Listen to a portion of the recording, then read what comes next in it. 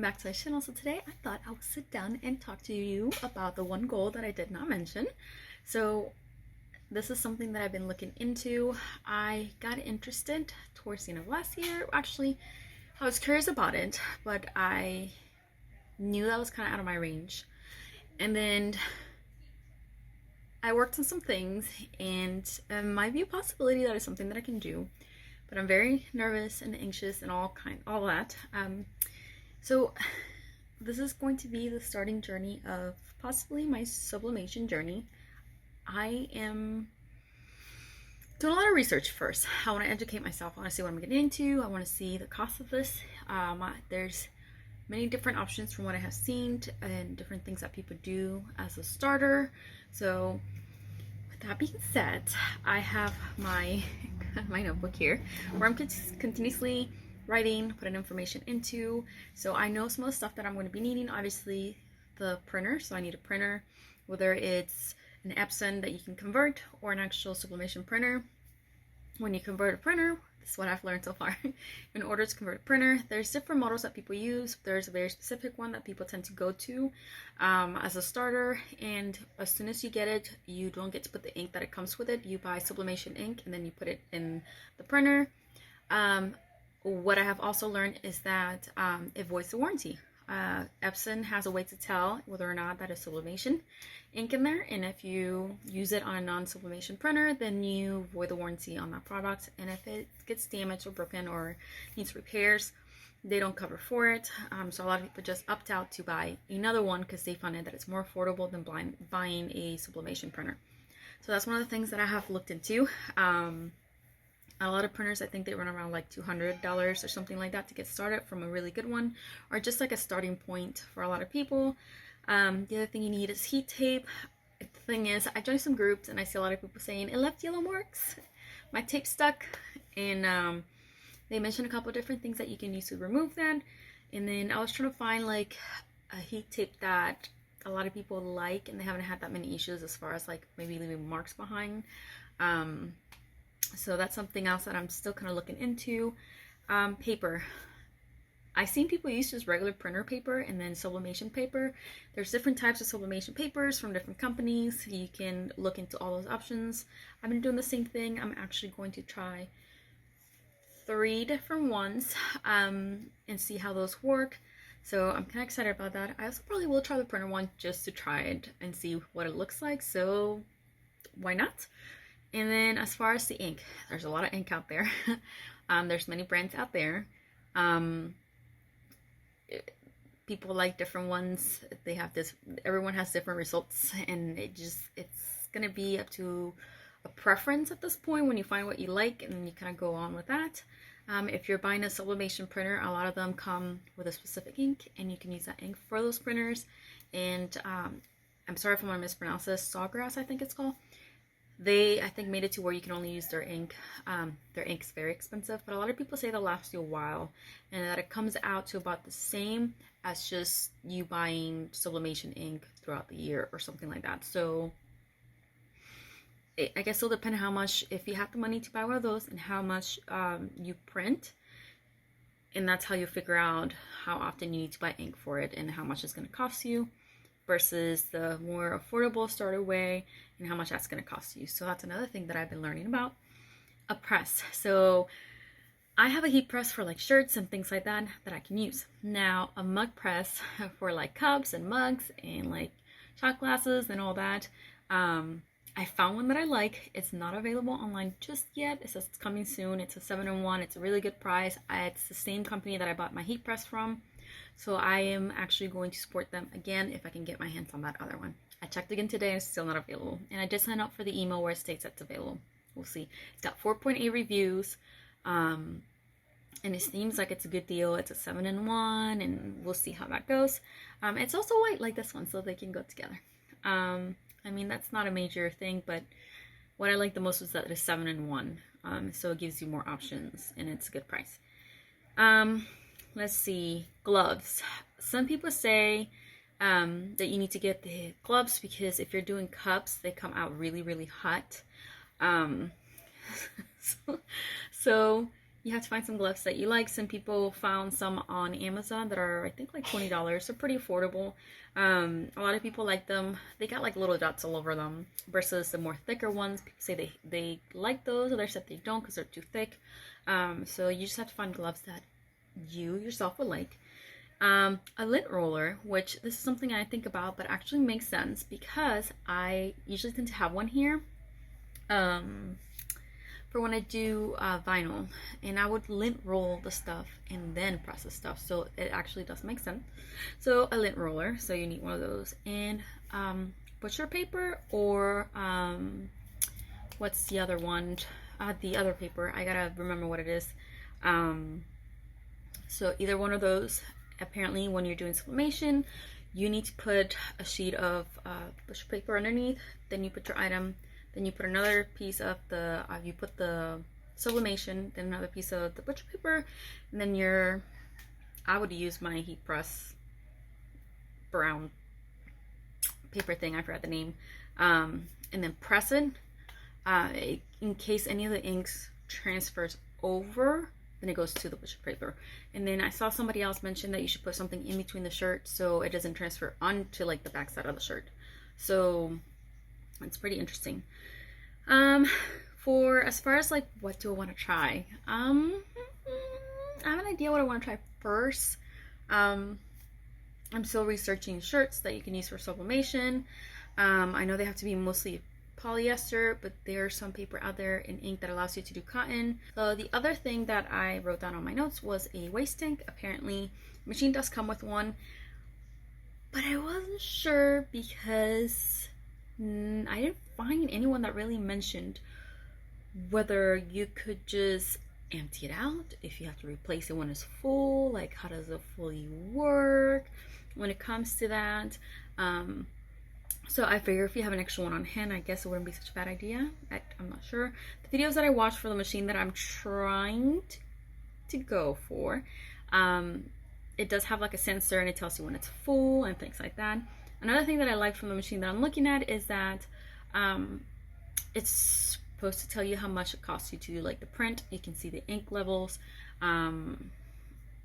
It's got multiple sizes, like you can arrange, I guess, like a size that you want to print. The setup was pretty easy. I looked into the videos for setting it up. It was relatively easy. It did, like,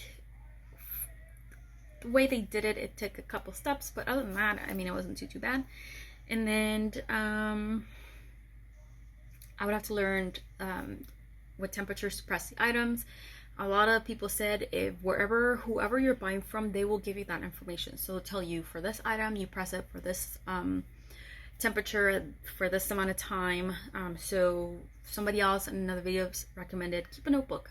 Anything you buy from whoever you buy it, take notes, and that way you can go back to that notebook. Let's say you don't do that item for a while and then you do have an order or something like that you want to do for that, or a gift. Then you can go back to your notebook and then you can kind of see what you did last time and you can kind of go on from there. So that's a couple of the things that I have learned so far from other videos and just looking online and things like that. I was told that 65% are up for polyester as far as the shirts or the items for shirts. A lot of people just lay the sublimation on top and then just press it down. Some people tape it, some people don't. I guess it will depend on how confident you feel and if you want to go for it, how you want to go for it. Another thing that I learned, which you do this with vinyl as well, you just have to mirror your image, otherwise when you press it, it's going to look backwards. And press your item facing up, down, which it can happen even with vinyl, honestly. For the cups, I'm still looking into it. I'm still like learning about that. I know that so far when you do the image, you have to make sure that you print it the correct size. Try not to make it too pixelated. When you wrap the cup on the sublimation, you have to do it tightly. Try not to burn it.